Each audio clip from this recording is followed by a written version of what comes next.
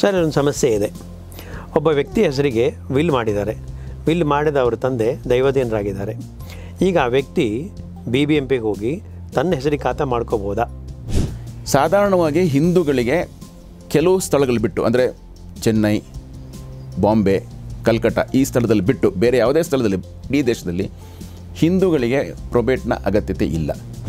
ನೀವು ಮಾಡ್ತಾ ಇರೋದು ಬರೀ ಖಾತಾ ಮಾತ್ರ. It's only a physical document. Physical ಅಂದರೆ ರೆವಿನ್ಯೂ ಡಾಕ್ಯುಮೆಂಟ್.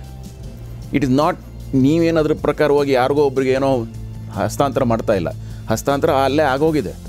ವಿಲ್ ಬಂದ ಕೂಡಲೇ ಏನಾಯಿತು, BBMP ಅವರಿಗೂ ಇದು ವಿಲ್ಲು, ಇದರಲ್ಲಿ ಏನೋ ಇರಬಹುದು, ಇದನ್ನು ನಾವ್ಯಾಕೆ ಮೈ ಮೇಲೆ ಹಾಕೋಬೇಕು, ಕೋರ್ಟಿಂದನೇ ಆದೇಶ ಬರಲಿ, ಆಮೇಲೆ ಬೇಕಾದ್ರೆ ಕೋರ್ಟ್ ಆದೇಶ ಪ್ರಕಾರ ಮಾಡೋಣ ಅಂತ ಮಾಡಿದ್ದಾರೆ. ಇರಲಿ, ನಮ್ಮ ತಾಯಿ ಸ್ವಲ್ಪ ಖಾತಾ ಇರುತ್ತೆ, ನಿಜವಾಗ್ಲೂ ನಾನು ಸಹ ವಾರಸುದಾರ, ನಿಜವಾಗ್ಲೂ ನನಗೂ ಸಹ ಒಂದು ಪಾಲಿದೆ ಅಂತ ಕೋರ್ಟಿಗೆ ಡೈರೆಕ್ಟಾಗಿ ಹೋಗ್ಬೋದು. ಯಾವ ಕೋರ್ಟಿಂದ ಅವರಿಗೆ ಆದೇಶ ಬಂದಿತ್ತೋ, ನನಗೆ ಇದನ್ನು ಮಾರಲಿಕ್ಕೆ ಅನುಮತಿ ಕೊಟ್ಟು ನಾನು ಇದನ್ನು ಮಾರ್ತೀನಿ. ಆ ಸಿವಿಲ್ ಕೋರ್ಟ್ ಏನು ಮಾಡುತ್ತೋ, ಇಲ್ಲ ನಿಮಗೆ ಅದರ ಮೇಲೆ ಯಾವುದೇ ಹಕ್ಕಿಲ್ಲ.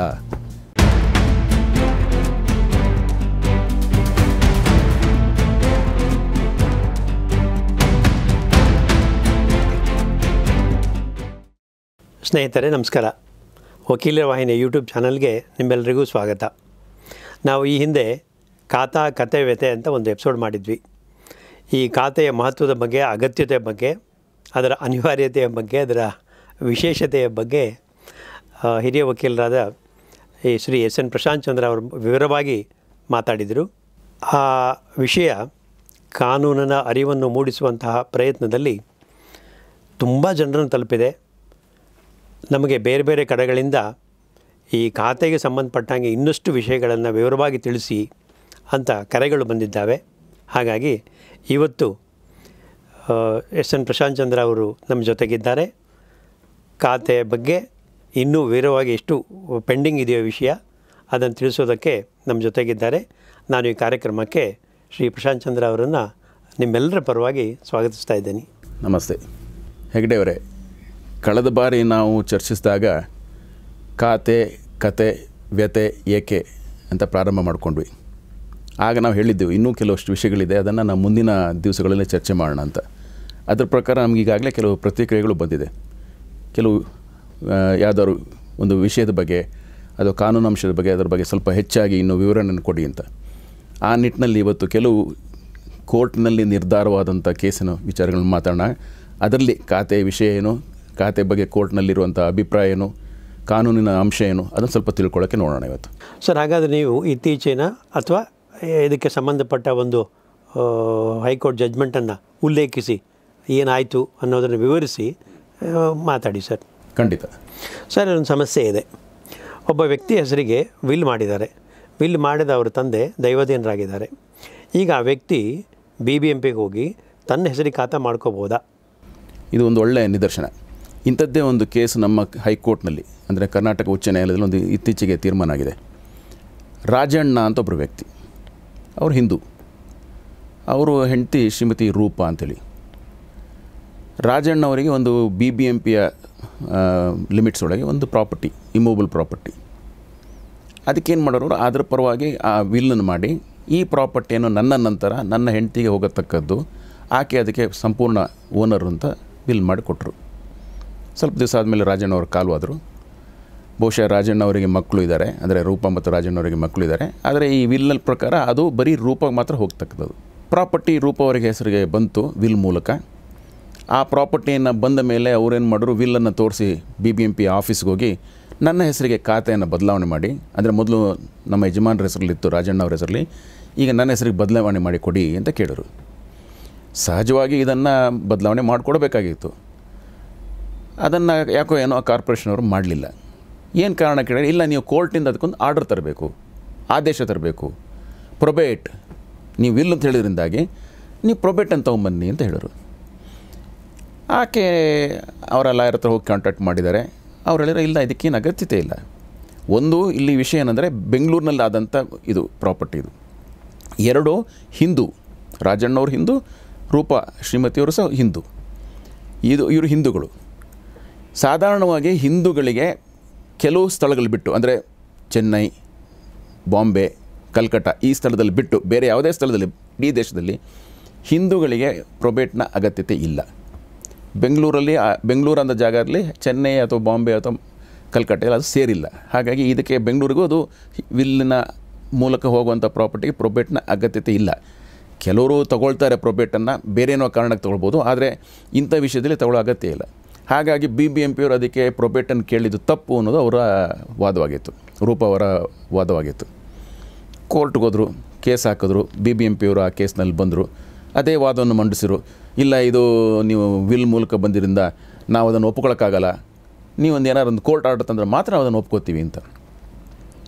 ಕೋರ್ಟಲ್ಲಿ ಚರ್ಚೆ ಆದಮೇಲೆ ಕೋರ್ಟಿನ ತೀರ್ಮಾನ ಬಂತು, ನೀವು ಮಾಡ್ತಾ ಇರೋದು ಬರೀ ಖಾತಾ ಮಾತ್ರ. It's only a fiscal document. Fiscal ಅಂದರೆ revenue document. It is not ನೀವೇನಾದ್ರ ಪ್ರಕಾರವಾಗಿ ಯಾರಿಗೋ ಒಬ್ರಿಗೆ ಏನೋ ಹಸ್ತಾಂತರ ಮಾಡ್ತಾ ಇಲ್ಲ. ಹಸ್ತಾಂತರ ಅಲ್ಲೇ ಆಗೋಗಿದೆ, ವಿಲ್ ಮೂಲಕ ಆಗೋಗಿದೆ. ಅಲ್ಲಿ ಆ ವಿಲ್ ಮೂಲಕ ಹಸ್ತಾಂತರ ಆಗಿದ ಪ್ರಾಪರ್ಟಿಯ ಮೂಲಕ ನಿಮ್ಮ ಹೆಸರನ್ನು ರಾಜಣ್ಣ ಅವರಿಂದ ರೂಪ ಅಂತ ಮಾಡಬೇಕಾಗಿತ್ತು ಅಷ್ಟೇ. ಸೊ ಅದನ್ನು ನೀವು ಮಾಡಬೇಕು. ನೀವು ಇದು ಬೆಂಗಳೂರು ಆದ್ದರಿಂದಾಗಿ, ಇದು ಚೆನ್ನೈ ಆಗಲಿ, ಅಂದರೆ ಮೆಡ್ರಾಸ್ ಆಗಲಿ, ಬಾಂಬೆ ಆಗಲಿ, ಕಲ್ಕಟ್ಟ ಆದ್ರಿಂದಾಗಿ ಇಂಡಿಯನ್ ಸಕ್ಸೆಷನ್ ಆ್ಯಕ್ಟ್ ಪ್ರಕಾರ ಇಂಥ ವಿಲ್ಗಳಿಗೆ ಪ್ರೊಬೇಟ್ ತಗೊಳ್ಳೋ ಅಗತ್ಯತೆ ಇಲ್ಲ. ಹಾಗಾಗಿ ನೀವು ಮಾಡದೇ ಇದು ತಪ್ಪು, ಕೂಡಲೇ ಮಾಡಿಕೊಡಿ ಅಂತ ಆರ್ಡರ್ ಮಾಡೋರು. ಸೊ ತಾತ್ಪರ್ಯ, ವಿಲ್ ಮೂಲಕ ಬಂದಂಥ ಆಸ್ತಿಗೆ BBMPಗೆ ಹೋದರೆ ಅವರು ವಿಲ್ ಕೊಟ್ಟ ತಕ್ಷಣವೇ ಖಾತಾ ಹೆಸರನ್ನು ರಾಜಣ್ಣನಿಂದ ರೂಪಾಗೆ, ನಾಗೇಶ್ನಿಂದ ನಾಗರತ್ನಂಗೆ ಮಾಡಬೇಕು. ಹೌದು, ಅದು ಇವತ್ತಿನ ಕಾನೂನು. ಹೌದು. ಇಲ್ಲಿ ಬಹುಶಃ ನಮಗಿದು ಭಾಳ ಸಿಂಪಲ್ ಕಾಣುತ್ತೆ. ಯಾಕಂದರೆ ನೋಡುವಾಗ ಇದ್ರಲ್ಲಿ ಏನಿದೆ, ಇದಕ್ಕೆ ಏನು ಕಾನೂನೇನಾಗಿತ್ತು, ಕೋರ್ಟ್ಗೆ ಹೋಗೋ ಅಗತ್ಯತೆ ಏನು, BBMP ಅವ್ರಿಗೆ ತಪ್ಪು ಗೊತ್ತಿಲ್ವಾ ಅಂತ. BBMP ಅವರು ಬಹುಶಃ ಈ ಒಂದು ಅದರಲ್ಲಿ ಮನಸ್ಸಿಗೆ ಹಾಕ್ಕೊಂಡಿರ್ಬೋದು. ಇದು ವಿಲ್ಲು, ನ್ಯಾಚುರಲ್ ಸಕ್ಸೆಷನ್ ಅಂತ ಹೇಳ್ತೀವಿ ನಾವು. ಈಗ ಇದೇ ರಾಜಣ್ಣ ಅವರು ರೂಪವನ್ನು ಬಿಟ್ಟಿದ್ದು, ಮಕ್ಕಳನ್ನು ಬಿಟ್ಟಿದ್ದಿದ್ರೆ, ಅಂದರೆ ತೀರುವಾಗ ಅವರು ಮಕ್ಕಳು ಮತ್ತು ಹೆಂಡತಿ ಇದ್ದಿದ್ದರೆ, ವಿಲ್ ಮಾಡದೆ ಹೋಗಿದ್ದರೆ, ಬಹುಶಃ ರೂಪ ಅವ್ರು ಹೋಗಿದ್ದರೆ ಮಾಡಿಕೊಡ್ತಿದ್ರೇನೋ. ಅವರು ವಿಲ್ ಇಲ್ಲದೆ ಹೋಗಿದ್ದಾರೆ. ವಿಲ್ ಬಂದ ಕೂಡಲೇ ಏನಾಯಿತು, BBMP ಅವರಿಗೆ ಇದು ವಿಲ್ಲು, ಇದರಲ್ಲಿ ಏನೋ ಇರಬಹುದು, ಇದನ್ನು ನಾವೇ ಯಾಕೆ ಮೈ ಮೇಲೆ ಹಾಕೋಬೇಕು, ಕೋರ್ಟಿಂದನೇ ಆದೇಶ ಬರಲಿ, ಆಮೇಲೆ ಬೇಕಾದ್ರೆ ಕೋರ್ಟ್ ಆದೇಶ ಪ್ರಕಾರ ಮಾಡೋಣ ಅಂತ ಮಾಡಿದ್ದಾರೆ. ಸೊ ಸಹಜವಾಗಿ ಅಂದರೆ ಈಗ ರಾಜಣ್ಣ ಅವರು ಹೋದರು, ವಿಲ್ ಮಾಡಿರಲಿಲ್ಲ ಅಂದರೆ ರೂಪ ಅವ್ರ ಹೆಸರಿಗೆ ಸಹಜವಾಗಿ ಬರ್ತಿತ್ತು. ಅದು ರೂಪ ಅವರ ಹೆಸರಿಗೆ ಬರ್ತಿತ್ತು. ಬಹುಶಃ ರೂಪ ಅವರ ಮಕ್ಕಳು, ಅಂದರೆ ರಾಜಣ್ಣ ಅವ್ರಿಗೆ ಮಕ್ಕಳಿದ್ದಾರೆ, 3 ಜನನ ಸೇರಿಸಿ 3 ಜನನ ಹೆಸರು ಹಾಕಿ ಬರ್ತಿತ್ತು. ಖಾತಾ ಸಮಸ್ಯೆ ಇಲ್ಲದೆ ಬರ್ತಿತ್ತು. ಈಗ ನಾವು ಅವರಿಗೆ ರಾಜಣ್ಣ ಮತ್ತು ರೂಪ ಅವರಿಗೆ 1-2 ಮಕ್ಕಳಿದ್ದಾರೆ ಅಂದ್ಕೋಣ, ಅವ್ರ ತಾಯಿ ಇರ್ಬೋದು. ಒಂದು ನೆನಪಿಡ್ಕೊಳ್ಳಿ ಹೆಗಡೆ ಅವರೇ, ಹಿಂದೂ ಮಹಿಳೆಗೆ, ಅಂದರೆ ಹಿಂದೂ ಪುರುಷರಿಗೆ ಅವರು ತೀರುವ ಸಮಯದಲ್ಲಿ, ಕಾಲವಾದ ಆಗುವ ಸಮಯದಲ್ಲಿ ಯಾರು ವಾರಸ್ದಾರ ಅಂದರೆ ತಾಯಿ, ಪತ್ನಿ, ಮಕ್ಕಳು. ಸೊ ಬಹುಶಃ 4 ಜನಕ್ಕೆ ಬರ್ತಿತ್ತು. ಯಾರ್ಯಾರು ಬದುಕಿರ್ತಾರೆ ಅವರು, ಆ ದಿವಸ ರಾಜಣ್ಣ ಅವ್ರು ತೀರುವಾಗ ಯಾರ್ಯಾರಿದ್ದರು ಅವರು ಬರಲಿ, ತಾಯಿ, ಮಕ್ಕಳು, ಪತ್ನಿ. ನಾರ್ಮಲ್ ಸರ್ಕಮ್ಸ್ಟೆನ್ಸಸ್ ಆಗಿರೋ ಬಹುಶಃ ಆ 4 ಜನ ಹೆಸರಲ್ಲಿ ಖಾತಾ ಬರ್ತಿತ್ತು. ಇಲ್ಲಿ ಸ್ಟ್ರೈಟಾಗಿ ಹೋಗ್ತಾ ಇರೋದು ವಿಲ್ ಮೂಲಕ ಎಕ್ಸ್ಕ್ಲೂಸಿವ್ಲಿ ಟು ಶ್ರೀಮತಿ ರೂಪ. ಹಾಗಾಗಿ ಅವ್ರಿಗೇನಾಯಿತು, ನಾಳೆ ಅವ್ರದ್ದೇನೋ ತಕರಾರು ಇರ್ಬೋದೇನೋ, ಇನ್ಯಾರದು ತಕರಾರು ಬರ್ಬೋದೇನೋ ಅಂದ್ಕೊಂಡು ಬಹುಶಃ ಅದಕ್ಕೆ ಅವರು ಪ್ರೊಬೇಟ್ ತಂದಿರಬೇಕು. ಇಲ್ಲಿ ಇಂಪಾರ್ಟೆಂಟ್ ಏನಂದರೆ ಯಾರ್ದು ತಕರಾರಿಲ್ಲ, ಈ ಕೇಸಲ್ಲಿ ಯಾವುದೇ ತಕರಾರಿಲ್ಲ. ವಿಲ್ ಇಲ್ಲದೆಯೂ 4 ಜನರ ಹೆಸರಿಗೋ ಅಥವಾ ರೂಪ ಅವ್ರ ಹೆಸರಿಗೋ ಖಾತಾ ಆಗ್ತಿತ್ತು, ಆಗೋ ಸಾಧ್ಯತೆ ಇತ್ತು. ವಿಲ್ ಕೊಟ್ಟಿದ್ದಕ್ಕಾಗಿ ಸಂದೇಹ ಬಂದಿದ್ದಕ್ಕೆ ಏನಾದರೂ ಕಾನೂನು ಪ್ರಕಾರ ಹೋಗಿ. ಆಮೇಲೆ ಈ ವಿಲ್ ಬಗ್ಗೆ ಆ ರಾಜಣ್ಣ ಅವರದ್ದು ಸ್ವಯರ್ಜಿತ ಆಸ್ತಿಯೋ ಅಥವಾ ಮತ್ತದು ಪಿತ್ರಾರ್ಜಿತ ಆಸ್ತಿ ಆಗಿತ್ತೋ ಅದು ಅಗತ್ಯತೆ ಇಲ್ಲಿ ಅವಶ್ಯಕತೆ ನೋಡಿ. ಇಲ್ಲಿ ಅದೇ ನೀವು ಹೇಳ್ತಾ ಇರೋದಿಲ್ಲ, ಇಲ್ಲಿ ನಿಮ್ಮ ಪ್ರಶ್ನೆ ಆಯಿತು, ನೀವು ಕಾನೂನ ಒಂದು ವಕೀಲರಾಗಿ ಯೋಚನೆ ಮಾಡ್ತೀರಿ, ಅದು ಪಿತ್ರಾರ್ಜಿತವ ಸ್ವಯಾರ್ಜಿತವ ಅನ್ನೋದು ರಾಜಣ್ಣವ್ರಿಗೆ ಬಿಡಬೇಕು ಅಥವಾ ರೂಪ ಅವ್ರಿಗೆ ಬಿಡಬೇಕು. ಕಾರ್ಪೊರೇಷನ್ನ ಜವಾಬ್ದಾರಿ ಅಲ್ಲ, ಅದು ಕಾರ್ಪೊರೇಷನ್ ಜವಾಬ್ದಾರಿ ಅಲ್ಲ, ಅದನ್ನು ಕೇಳೋದು ಬೇಕಾಗಿಲ್ಲ. ಅವ್ರನ್ನ ಕಾರ್ಪೊರೇಷನ್ ಅವರು ಒಂದು ಅಧಿಕಾರಿ, ಇದು ರೆವಿನ್ಯೂ ಡಾಕ್ಯುಮೆಂಟ್ ಮಾತ್ರ ಬರೀತಿದ್ದಾರೆ. ಇದು ಬಹುಶಃ ಪಿತ್ರಾರ್ಜಿತ ಆಗಿದೆ, ಅವ್ರಿಗೆ ಇನ್ಯಾರಿಗೋ ಪಾಲಿದೆ, ಅದನ್ನು ಬಿಟ್ಟು ರೂಪ ಅವ್ರಿಗೆ ಬಂದಿದೆ, ಇದು ಅಗತ್ಯತೆ ಇಲ್ಲ ಅವರಿಗೆ. ಅದಿದ್ದರೆ ಅವ್ರು ಬಂದು ಕೇಳ್ತಾರೆ, ಯಾರ ಪ್ರಕಾರ ಅವರಿಗೆ ಅನ್ಯಾಯ ಆಗಿದೆ, ಇದು ಪ್ರಾಪರ್ಟಿಲಿ ನನಗೂ ಸಹ ಭಾಗ ಇತ್ತು ಅಂತ ಅಂದ್ಕೊಂಡಿದ್ರು, ಅವರು ಬಂದು ಕಾರ್ಪೊರೇಷನ್ ಮುಂದೆ ಯಾವತ್ತು ಬೇಕಾದ್ರೂ ಹೋಗಿ ಒಂದು ಅರ್ಜಿ ಕೊಟ್ಟು ನನ್ನ ಹೆಸರನ್ನು ಸೇರಿಸಿ ಅಂತ ಕೇಳ್ಬೋದು. ಆದರೆ ಇಲ್ಲಿ ಕಾರ್ಪೊರೇಷನ್ನವರು ಅದು ಪಿತ್ರಾರ್ಜಿತವೋ ಅಥವಾ ಸ್ವಯಾರ್ಜಿತವೋ ಅದನ್ನು ಕೇಳಬೇಕಾದಿಲ್ಲ, ಅಗತ್ಯ ಇಲ್ಲ. ಇಲ್ಲಿ ಯಾರೊಬ್ರು ಬಂದಿದ್ದಾರೆ, ಇದು ಇವರು ನನ್ನ ಯಜಮಾನರು ತೀರ್ಕೊಂಡಿದ್ದಾರೆ, ಸೊ ರಾಜಣ್ಣ ಅವರು ಅವರ ಡೆತ್ ಸರ್ಟಿಫಿಕೇಟು, ಇನ್ನೇನೋ ಬೇರೆ ಡಾಕ್ಯುಮೆಂಟ್ಗಳೇನು ಬೇಕೋ, ವಿಲ್ಲು ಇಷ್ಟು ಕೊಟ್ಟಿದ್ದಾರೆ. ಬೇರೆ ಯಾವುದೋ ಸಂದೇಹ ಬರುವಂಥದ್ದು ವಿಷಯ ಏನೂ ಇಲ್ಲ ಅಲ್ಲಿ. ಇನ್ನೊಂದು ಎಕ್ಸಾಂಪಲ್ ಕೊಡ್ತೀನಿ. ಇದೇ ಸಂದರ್ಭದಲ್ಲಿ ಬಹುಶಃ ರಾಜಣ್ಣವ್ರಿಗೆ ಯಾರೊಬ್ಬರು ಮಕ್ಕಳಿದ್ರು ಅಂದ್ಕೊಂಡೆ. ಆ ಮಕ್ಕಳಲ್ಲಿ ಯಾರೊಬ್ಬರು ಒಂದು ಅರ್ಜಿ ಕೊಟ್ಟು, ನೋಡಿ ನನ್ನ ತಾಯಿ ಈ ಥರ ಬಂದಿದ್ದಾಳೆ, ಅವಳು ನನ್ನ ತಂದೆ ವಿಲ್ ಪ್ರಕಾರ ನನಗೆ ಬಂದಿದೆ ಅಂತ ಕೇಳ್ತಿದ್ದಾಳೆ, ಇಲ್ಲ ನನಗೂ ಹಕ್ಕಿದೆ, ವಿಲ್ ಸರಿ ಇಲ್ಲ, ನಮ್ಮ ಅಪ್ಪ ನನಗೂ ಸಹ ಬರ್ದಿದ್ದಾರೆ, ಇನ್ನೊಂದು ವಿಲ್ ಇದೆ, ಆ ವಿಲ್ ಪ್ರಕಾರ ನನಗೆ ಬರಬೇಕು, ಅಥವಾ ವಿಲ್ಲೇ ಮಾಡಿಲ್ಲ, ಅವರು ವಿಲ್ ಮಾಡುವಂಥ ಮನಸ್ಥಿತಿಯಲ್ಲಿ ಇರಲಿಲ್ಲ, ಈ ಥರ ಇದ್ದಿದ್ದರೆ ಅದು ಬೇರೆ ವಿಷಯ ಆಗ್ತಿತ್ತು. ಈ ಥರ ಇದ್ದಿದ್ದರೆ ಆ ಮಗ ಬಂದು BBMPಯಲ್ಲಿ ಕೇಳಬೇಕು ಅಥವಾ ಕೋರ್ಟಲ್ಲಿ ಕೇಳಬೇಕು. BBMPಗೆ ಒಂದು ಅರ್ಜಿ ಕೊಟ್ಟು ತಡೆ ಮಾಡಿಸಿ ಇದನ್ನು ಮಾಡಬೇಡಿ ಅಂತೇಳಿ ಕೋರ್ಟಿಗೆ ಕೂಡಲೇ ಹೋಗಿ ವಿಲ್ ಮೂಲಕ ನಮ್ಮ ತಾಯಿಗೆ ಬಂದಿರೋದು ಸುಳ್ಳು, ಆ ವಿಲ್ನ ಸರಿ ಇಲ್ಲ, ಅದು ನನಗೂ ಸಹ ಬಂದಿದೆ, ಅಥವಾ ಇನ್ನೊಂದು ಯಾವುದೋ ವಿಲ್ ಇದೆ ಅಂದ್ಕೋಣ, ಆ ವಿಲ್ ಮೂಲಕ ನನಗೆ ಬಂದಿದೆ ಅಂತ ಹೇಳಿದ್ದಿದ್ರೆ ಬಹುಶಃ BBMP ಅವ್ರು ಏನು ಮಾಡಬೇಕಾಯಿತು, ನೋಡಿ ಇದು ನಿಮ್ಮಿಬ್ಬರ ಮಧ್ಯೆ ಇರುವಂಥ ವಿವಾದ, ಇದನ್ನು ನೀವು ಹೋಗಿ ನ್ಯಾಯಾಲಯದಲ್ಲಿ ಇತ್ಯರ್ಥ ಮಾಡ್ಕೊಳ್ಳಿ, ನಾವು ತೀರ್ಮಾನ ಮಾಡೋದಿಲ್ಲ. BBMP ಅವರು ಕೂತು, ಇಲ್ಲ ನನಗೆ ಕಾಣುತ್ತೆ ಈ ವಿಲ್ ಕರೆಕ್ಟ್ ಇದೆ, ಆ ವಿಲ್ ಕರೆಕ್ಟ್ ಇಲ್ಲ, ಪಾಪ ಮಗನ ಕೇಳಿದ್ದು ಸರಿ, ತಾಯಿ ಕೇಳಿದ್ದು ತಪ್ಪು ಅಂತ ಅವ್ರು ತೀರ್ಮಾನ ತಗೊಳ್ಳೋಂಗಿಲ್ಲ. ನೋಡಿ, ಒಂದೇ ಒಂದು ಚಿಕ್ಕ ವಿಷಯ, ಹೌದು, ಯಾಕೆ ಇಷ್ಟೆಲ್ಲ ಚರ್ಚೆ ಬರುತ್ತೆ ಅಂದರೆ, ವಿಲ್ ಅಂದ ಕೂಡಲೇ ನಮ್ಮಲ್ಲಿ ಒಂದು ಸಂದೇಹ ಬರುತ್ತೆ. ಸಂದೇಹ ಬರುವಂಥ ಸಂದರ್ಭದಲ್ಲಿ ಸಂದೇಹ ಮಾಡಬೇಕು, ಇಲ್ಲಿ ಸಂದೇಹ ಬರಲಿಕ್ಕೆ ಏನು ಅವಕಾಶನೇ ಇಲ್ಲ. ಸೊ ಹಾಗಾಗಿ ವಿಲ್ ಅಂದ ಕೂಡಲೇ ಪ್ರತಿಯೊಂದು ಏಜೆನ್ಸಿ, ನಾನು ಹೇಳ್ತಿರೋದು BBMP ಆಗಲಿ ಬೇರೆ ಯಾವುದೇ ಆಗಲಿ, ಅದಕ್ಕೆ ಸಂಶಯ ಪಡುವಂಥ ಅಗತ್ಯ ಇಲ್ಲ.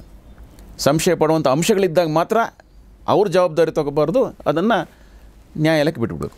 ಈಗ ಸಂಶಯ ಪಡಬೇಕಾಗಿಲ್ಲ, BBMP ಅವರು ಸಂಶಯ ಪಡಬೇಕಾಗಿಲ್ಲ. ಹೌದು, ಬಿಟ್ಟರೆ ಸಂಶಯ ಇದ್ದರೆ ಅದಕ್ಕೆ ಸಂಬಂಧಪಟ್ಟವರು ನ್ಯಾಯಾಲಯದಲ್ಲಿ ಪ್ರಶ್ನೆ ಮಾಡ್ಬೋದು ಮತ್ತು BBMPಗೆ ಸಂಬಂಧಪಟ್ಟ ಒಂದು ಅಪ್ಲಿಕೇಶನ್ ಕೊಡಬಹುದು. ಇಷ್ಟೇ. ಇಷ್ಟು ನೋಡಿ, ಇನ್ನೊಂದು ಈಗ ಚರ್ಚೆ ಬಂತೀಗ, ಒಂದು ವೇಳೆ BBMP ಅವರು ಈ ಪ್ರಾಪರ್ಟಿಯನ್ನು ರೂಪ ಹೊರಸಲು ಮಾಡಿದ್ರು ಅಂದ್ಕೋಣ, ನಿಜವಾಗ್ಲೂ ಅಲ್ಲಿ ಸಂಶಯ ಇತ್ತು ಅಂದ್ಕೋಣ, ಆದರೆ BBMP ನಾಲೆಜಿಗೆ ಅದು ಬಂದಿರಲಿಲ್ಲ, ಖಾತಾ ಆಗೋಯ್ತೀಗ. ನೀವು ಮೊನ್ನೆ ನಮ್ಮ ಹಳೆ ಚರ್ಚೆಗೆ ಹೋಗಿ ನಾವೇ ಹೇಳ್ತಾ ಇದ್ದೀವಿ ಖಾತೆ ಟೈಟ್ಲ್ ಇಲ್ಲ ಅಂತೇಳಿ, ಅಂದರೆ ಅದು ಓನರ್ಶಿಪ್ಪಿನ ಖಾತೆಯಲ್ಲಿ ನನ್ನ ಹೆಸರು ಇದ್ದಾಕ್ಷಣ ಆ ಪ್ರಾಪರ್ಟಿ ಓನರ್ ನಾನು ಅಂತ ಅಥರೈಸ್ ಆಗಲ್ಲ. ಹೌದು, ಹಾಗಾಗಿ ಹೌದು, ಅದು ಟ್ಯಾಕ್ಸ್ ತುಂಬೋದಕ್ಕಿರುವಂಥ ಒಂದು ಡಾಕ್ಯುಮೆಂಟ್. ಅಂದರೆ ಕೂಡಲೇ ಮಕ್ಕಳು ಯಾರು ಅದನ್ನು ತಡೆ ತರಬೇಕು ಅಂತಿದ್ರು, ಅವ್ರು ಅದನ್ನು ಆಗಲೇ ತಡೆ ತರೆಯೋಕ್ಕೆ ಕಾರ್ಪೊರೇಷನ್ಗೆ ಹೋಗ್ಬೇಕು ಅಂತಲೂ ಇಲ್ಲ, ಇರಲಿ ನಮ್ಮ ತಾಯಿ ಸ್ವಲ್ಪ ಖಾತೆ ಇರುತ್ತೆ, ನಿಜವಾಗ್ಲೂ ನಾನು ಸಹ ವಾರಸುದಾರ, ನಿಜವಾಗ್ಲೂ ನನಗೂ ಸಹ ಒಂದು ಪಾಲಿದೆ ಅಂತ ಕೋರ್ಟಿಗೆ ಡೈರೆಕ್ಟಾಗಿ ಹೋಗ್ಬೋದು. ಅಲ್ಲಿ ಹೋಗಿ ಹೇಳ್ಬೋದು, ಇದ್ರ ಪ್ರಕಾರ ನಮಗೆ 4 ಪಾಲಾಗಬೇಕು, ಇಂತಿಂಥವ್ರಿಗೆಲ್ಲ ಪಾಲಾಗಬೇಕು, ನನ್ನ ತಾಯಿಯೂ ಒಬ್ಬರು ಅದರಲ್ಲಿ ಪಾಲ್ದಾರರು ಅಷ್ಟೇ ಹೊರತು ಸಂಪೂರ್ಣ ಓನರ್ ಅಲ್ಲ, ಈಗ ಅವರು ಖಾತೆ ಮಾಡ್ಕೊಂಡಿದ್ದಾರೆ, ಅದು ತಪ್ಪು, ಕಾನೂನು ಪ್ರಕಾರ ಅವರಿಗೆ ಖಾತೆ ಮಾಡ್ಕೊಳ್ಳೋ ಅಗತ್ಯ ಇರಲಿಲ್ಲ, ಮಾಡ್ಕೊಳ್ಳೋಕ್ಕಲ್ಲ, ನಮ್ಮೆಲ್ಲರೂ ಸಹ ಬರಬೇಕಾಯಿತು, ಆದರೂ ಖಾತೆ ಇದೆ, ಈಗ ಪಾಲ್ ಮಾಡಿ. ಇಂಥದ್ದೇ ಇನ್ನೊಂದು ಕೇಸು, ಶ್ರೀಮತಿ ನೀಲಮ್ಮ ಅಂತ. ನೀಲಮ್ಮನವರಿಗೆ ಒಂದು ಪ್ರಾಪರ್ಟಿ ಬೆಂಗಳೂರಿನ ಸರಹದ್ನೊಳಗೆ, ಅಂದರೆ BBMPಯ ಲಿಮಿಟ್ಸ್ ಒಳಗೆ ಒಂದು ಪ್ರಾಪರ್ಟಿ ಬರುತ್ತೆ. ಅದು ಹೇಗೆ ಬರುತ್ತೆ ಅಂದರೆ, ಅವರೊಬ್ಬರು ಹಿರಿಯರು ಅವರಿಗೆ ಆ ಪ್ರಾಪರ್ಟಿಯನ್ನು ಬರ್ಕೊಟ್ಟಿರ್ತಾರೆ ವಿಲ್ ಮೂಲಕ. ಅದನ್ನು ಅವರು ಕೋರ್ಟಿಗೆ ಹೋಗಿ ಆ ಕೇಸ್ನಲ್ಲಿ ಲೆಟರ್ ಆಫ್ ಅಡ್ಮಿನಿಸ್ಟ್ರೇಷನ್ ಅಂತ ತೊಗೊಂಡಿದ್ದಾರೆ. ಲೆಟರ್ ಆಫ್ ಅಡ್ಮಿನಿಸ್ಟ್ರೇಷನ್ ಅಗತ್ಯ ಇತ್ತೋ ಇಲ್ಲೋ ಅದು ಬೇರೆ ವಿಷಯ, ತೊಗೊಂಬಿಟ್ಟಿದ್ದಾರೆ. ಲೆಟರ್ ಆಫ್ ಅಡ್ಮಿನಿಸ್ಟ್ರೇಷನ್ ಅಂತ ತೊಗೊಂಡು ಅವರು ನೀಲಮ್ ಅವರು ಮೂಲತಃ ತಮಿಳ್ನಾಡವರು, ಈ ಪ್ರಾಪರ್ಟಿ ಬೆಂಗಳೂರಿನಲ್ಲಿತ್ತು, ಅದಕ್ಕೋಸ್ಕರ ಬೆಂಗಳೂರು ಬಂದು ಕೋರ್ಟಲ್ಲಿ ಕೇಸ್ ಹಾಕಿ ಕೋರ್ಟ್ ಮೂಲಕ ಒಂದು ಲೆಟರ್ ಆಫ್ ಅಡ್ಮಿನಿಸ್ಟ್ರೇಷನ್, ಅಂದರೆ ಅಡ್ಮಿನಿಸ್ಟ್ರೇಷನ್ ಅಂದರೆ ಆ ಪ್ರಾಪರ್ಟಿಯನ್ನು ನಡೆಸುವಂಥ ಒಂದು ಅಧಿಕಾರವನ್ನು ಪಡ್ಕೊಳ್ತಾರೆ. ಕೋರ್ಟ್ ಅವರಿಗೆ ಅಧಿಕಾರ ಕೊಡುತ್ತೆ, ನೀವು ಇಂತಿಂಥದ್ದೆಲ್ಲ ಮಾಡ್ಬೋದು ಈ ಪ್ರಾಪರ್ಟಿಗೆ ಅಂತ. ಅದ್ರ ಬಗ್ಗೆ ಬಹುಶಃ ಏನೋ ಸಾಲ ಬೇರೆ ಏನೋ ಇತ್ತು ಕಾಣುತ್ತೆ, ಅಂದರೆ ಮೃತಪಟ್ಟ ವ್ಯಕ್ತಿ ಇದ್ದಾರಲ್ಲ ಅವ್ರದ್ದು ಬಹುಶಃ ಸಾಲ ಏನೋ ಇತ್ತು ಅಥವಾ ಇನ್ನೊಂದೇನೋ ಬಾಕಿ ಇತ್ತು. ಆ ಕೆಲಸಗಳನ್ನೆಲ್ಲ ಇವರು ನಂತರ ತಮ್ಮ ಹೆಸರಿಗೆ ಬಂದ ಮೇಲೆ ಆ ಕೆಲಸಗಳನ್ನು ಪೂರ್ತಿ ನಿಭಾಯಿಸ್ತಾರೆ. ಕೋರ್ಟ್ನ ಆದೇಶ ಹಾಗೆ ಇರುತ್ತೆ, ನೀವು ಅದನ್ನು ನಿಮ್ಮ ಹೆಸರಿಗೆ ಬಂದ ಮೇಲೆ ಅದಕ್ಕಿದ್ದ ಋಣಗಳನ್ನು ನೀವು ತೀರಿಸಬೇಕು ಅಂತ. ಸೊ ಅದಕ್ಕೋಸ್ಕರ ಆ ಕೇಸ್ನಲ್ಲಿ ಲೆಟರ್ ಆಫ್ ಅಡ್ಮಿನಿಸ್ಟ್ರೇಷನ್ ಅಂತ ಕೊಟ್ಟಿರ್ತಾರೆ. ಲೆಟರ್ ಆಫ್ ಅಡ್ಮಿನಿಸ್ಟ್ರೇಷನ್ನೆಲ್ಲ ತೊಗೊಂಡ್ರು, ಆ ಕೇಸಿಗೆ ಸಂಬಂಧಪಟ್ಟಂಥ ಏನೇನು ವಿಷಯಗಳಿದೆಯೋ, ಋಣಗಳೇನಿತ್ತು ಅದನ್ನೆಲ್ಲ ತೀರಿಸಿದ್ರು. ಇವರು ಮೂಲತಃ ಚೆನ್ನೈನವರು, ಇಲ್ಲೇ ಬಂದಿದ್ದರು ಅವರು. ಕೊನೆಗೆ ಅನ್ನಿಸ್ತು, ನಾನು ಇಲ್ಲಿದ್ದೀನಿ, ನನ್ನ ಮಕ್ಕಳು ನನ್ನ ವಂಶದವರೆಲ್ಲ ಅಲ್ಲಿದ್ದಾರೆ, ಈ ಪ್ರಾಪರ್ಟಿನ ಇಟ್ಕೊಂಡು ನಾನೇನು ಮಾಡಲಿ, ಇಲ್ಲಿ ಯಾಕೆ ಮಾರಬಾರ್ದು ಅಂತ ಅನ್ನಿಸ್ತವ್ರಿಗೆ. ಸೊ ಮತ್ತೆ ಕೋರ್ಟ್ಗೆ ಹೋಗಿ ಒಂದು ಪರ್ಮಿಷನ್ ಕೇಳೋರು. ಯಾವ ಕೋರ್ಟಿಂದ ಅವರಿಗೆ ಆದೇಶ ಬಂದಿತ್ತೋ, ನನಗೆ ಇದನ್ನು ಮಾರಲಿಕ್ಕೆ ಅನುಮತಿ ಕೊಡಿ, ನಾನು ಇದನ್ನು ಮಾರ್ತೀನಿ ಅಂತ. ಆ ಸಿವಿಲ್ ಕೋರ್ಟ್ ಏನು ಮಾಡುತ್ತೋ, ಇಲ್ಲ ನಿಮಗೆ ಅದರ ಮೇಲೆ ಯಾವುದೇ ಹಕ್ಕಿಲ್ಲ, ಬರೀ ಲೆಟರ್ ಆಫ್ ಅಡ್ಮಿನಿಸ್ಟ್ರೇಷನ್ ಮಾತ್ರ ಇದೆ. So you are only an administrator, not a owner. So ಇದು ಈ ಸಂಘ ಸಂಸ್ಥೆಯ ಪ್ರಾಪರ್ಟಿಗೆ ಮಾತ್ರ ಹೀಗಾಗತ್ತೆ ಅಂತಲ್ಲ, ಇಲ್ಲ, ಈ ಪ್ರಾಪರ್ಟಿ ಇಬ್ಬರು ವ್ಯಕ್ತಿಗಳ ಮಧ್ಯೆ ಬರ್ಬೋದು ಬಂದಿದ್ದು. ಇಂಡಿಯನ್ ಸಕ್ಸೆಷನ್ ಆ್ಯಕ್ಟ್ ಅಂತ ಏನು ಹೇಳ್ತೀವಿ, ಅದರಲ್ಲಿ ಈ ಲೆಟರ್ ಆಫ್ ಅಡ್ಮಿನಿಸ್ಟ್ರೇಷನ್ ಅಂತ ಒಂದಿದೆ. ಬಹುಶಃ ಅದರಲ್ಲಿ ಸಂಪೂರ್ಣ ಓನರ್ಶಿಪ್ಪನ್ನು ಅವ್ರಿಗೆ ಕೊಟ್ಟಿಲ್ಲ. ಅದ್ರ ಪ್ರಕಾರ ಅವರು ಅಂದರೆ ಇನ್ನೇನೋ ಕೆಲವು ಋಣಗಳು ಬಾಕಿ ಇತ್ತು, ಅದರಲ್ಲಿ ಇನ್ನೇನೋ ಆ ಪ್ರಾಪರ್ಟಿಯಿಂದ ಕೆಲವು ವಿಷಯಗಳು ಬಾಕಿ ಇತ್ತು. ಹಾಗಾಗಿ ಅದಕ್ಕೆ ಲೆಟರ್ ಆಫ್ ಅಡ್ಮಿನಿಸ್ಟ್ರೇಷನ್ ಕೊಡುವಂಥ ಒಂದು ಅಧಿಕಾರ ಇದೆ. ಸೊ ಈ ಕೇಸ್ನಲ್ಲಿ ಏನಾಯ್ತಂದರೆ, ನೀವು ಲೆಟರ್ ಆಫ್ ಅಡ್ಮಿನಿಸ್ಟ್ರೇಷನ್ ಮೂಲಕ ನೀವು ಅಧಿಕಾರ ತಗೊಂಡಿದ್ದೀರಿ ಹೊರತು, ನೀವು ಅದರಲ್ಲಿ ಬರೀ ಆಡಳಿತಾಧಿಕಾರಿ ಈ ಪ್ರಾಪರ್ಟಿಗೆ ಹೊರತು ಆಸ್ತಿ ಹೇಗಿದೆಯೋ ಹಾಗೆ ಅದರ ಬಗ್ಗೆ ಮಾತ್ರ ಆಡಳಿತಾಧಿಕಾರಿ, ನಿಮಗೆ ಮಾರುವ ಹಕ್ಕಿಲ್ಲ, ನೀವು ಅದರ ಸಂಪೂರ್ಣ ಓನರ್ ಅಲ್ಲ. ಈ ಥರ ಸಿವಿಲ್ ಕೋರ್ಟ್ ಹೇಳ್ತು. ಆಕೆ ಮತ್ತೆ ಇದು ಜಸ್ಟಿಸ್ ಸುನಿಲ್ ದತ್ ಯಾದವ್ ಅಂತ ನ್ಯಾಯಮೂರ್ತಿ ಇದಾರಲ್ಲ, ಅವರ ತೀರ್ಮಾನ ಹೈಕೋರ್ಟಿಗೆ ಬಂತು. ಅವರ ತೀರ್ಮಾನ ಅವರು ಅದನ್ನು ತಗೊಂಡಿದ್ರು. ನೋಡಿ, ಲೆಟರ್ ಆಫ್ ಅಡ್ಮಿನಿಸ್ಟ್ರೇಷನ್ ತೊಗೊಂಡಿದ್ದಾರೆ. ಆ ಪ್ರಾಪರ್ಟಿಗೆ ಬೇಕಾಗಿದ್ದ ಏನೇನು ಅಂಶಗಳಿದೆ, ಋಣಭಾರ ಏನಿದೆ, ಅದನ್ನೆಲ್ಲ ತೀರಿಸಿದ್ದಾರೆ. ಮುಂದೇನಾಗತ್ತೆ, ಆ ಪ್ರಾಪರ್ಟಿ ಹಾಕಿದ್ದೆ, ಆ ಪ್ರಾಪರ್ಟಿ ಆ ಮೇಡಮ್ದೇ ನೀಲಮ್ಮ ಅಂತ ಯಾರು ಬಂದಿದ್ದಾರೆ ಕೋರ್ಟಿಗೆ, ಅವ್ರದ್ದೇ ಅದು. ಹಾಗಾಗಿ ನೀವು ಅವ್ರನ್ನ ಮಾರಲಿಕ್ಕಿಲ್ಲ ಅಂತ ಹೇಳುವಂಥ ಅಧಿಕಾರ ನಿಮಗಿಲ್ಲ. ಸಿವಿಲ್ ಕೋರ್ಟ್ ಮಾಡಿದ ತಪ್ಪು, ಅವ್ರಿಗೆ ಸಂಪೂರ್ಣ ಅಧಿಕಾರ ಇದೆ.